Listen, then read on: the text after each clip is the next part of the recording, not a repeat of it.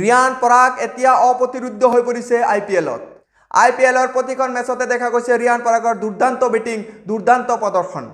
ৰিয়ান পৰাগৰ এই প্ৰদৰ্শন লৈ সমগ্ৰ অসমবাসী সন্তুষ্ট হৈছে আৰু গোটেই ভাৰতবাসীও সন্তুষ্ট হৈছে আৰু আশা কৰা হৈছে ৰিয়ান পৰাগ বিশ্বকাপত খেলিব।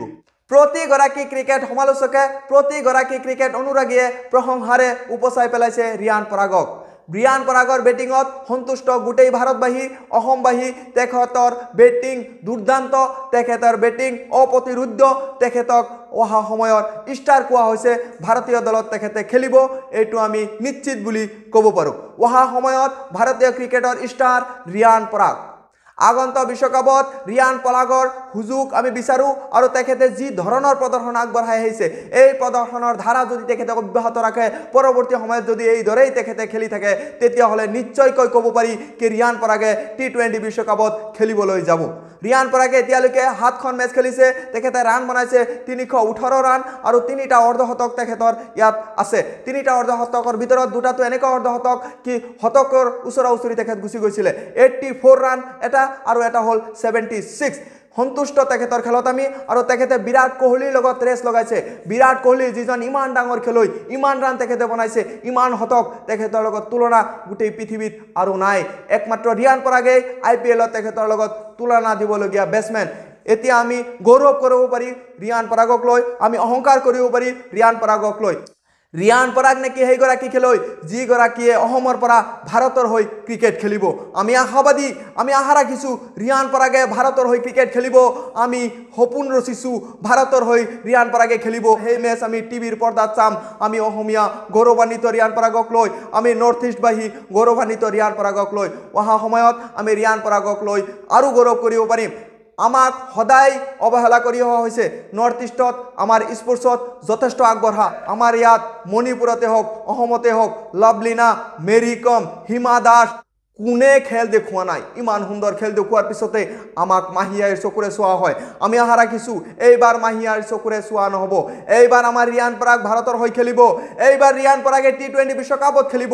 এই আশা, এই সপোন প্ৰত্যেক অসমীয়াই বুকুত ৰচিছে আৰু এই সপোন পূৰণ হোৱাৰ দিশত ৰিয়ান পৰাগ তুমি আগুৱাই যোৱা। তোমাৰ লগত আমি আছোঁ। আমাৰ আশীৰ্বাদ, আমাৰ দোৱা সদায় তোমাৰ লগত আছে আৰু তুমি বিশ্বকাপত খেলিবা, ভাৰতৰ হৈ খেলিবা।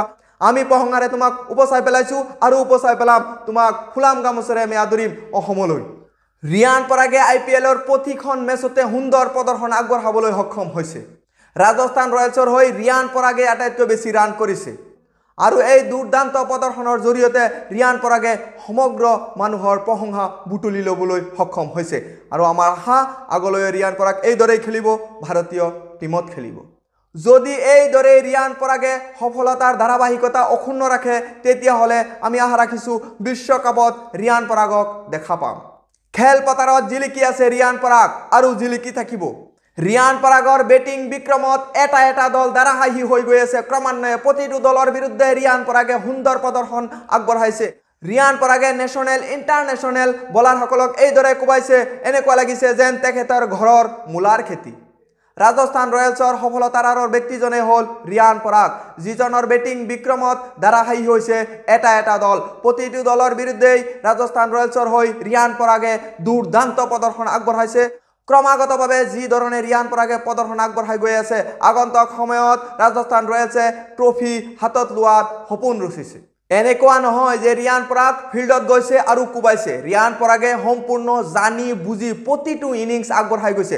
প্ৰথমে তেখেতৰ ফিল্ডত আহি ইনিংছটো তেখেতৰ বিল্ড কৰিছে। তাৰপিছত ক্ৰমাগতভাৱে যেতিয়া দেখা গৈছে ৰানৰ প্ৰয়োজন, কেতিয়া ৰান বনাব লাগে এইটো ৰিয়ান পৰাগে জানে, তেতিয়া তেখেতে টিগল হিট কৰিছে, 6 মাৰিছে, 4 মাৰিছে, 6 মাৰিছে আৰু দৰ্শকে বজাইছে তালি। ৰিয়ান পৰাগৰ নিচিনা এজন দক্ষ বেটছমেন ভাৰতীয় দলৰ প্ৰয়োজন। ৰিয়ান পৰাগৰ নিচিনা এজন অলৰাউণ্ডাৰ ভাৰতীয় দলত প্ৰয়োজন। ৰিয়ান পৰাগৰ নিচিনা এজন ফিল্ডাৰৰ ভাৰতীয় দলত প্ৰয়োজন। আশা কেৱল আমি দেখিছোঁ, সপোন কেৱল আমি দেখিছোঁ আৰু আমি কি কৰিব পাৰোঁ? আমি এইটোৱে কৰিব পাৰোঁ, আশা কৰিব পাৰোঁ, দোৱা কৰিব পাৰোঁ, সপোন ৰচিব পাৰোঁ কি ৰিয়ান পৰাগ ভাৰতীয় দলত খেলিব। বাকী চিলেক্টাৰসকলৰ হাতত।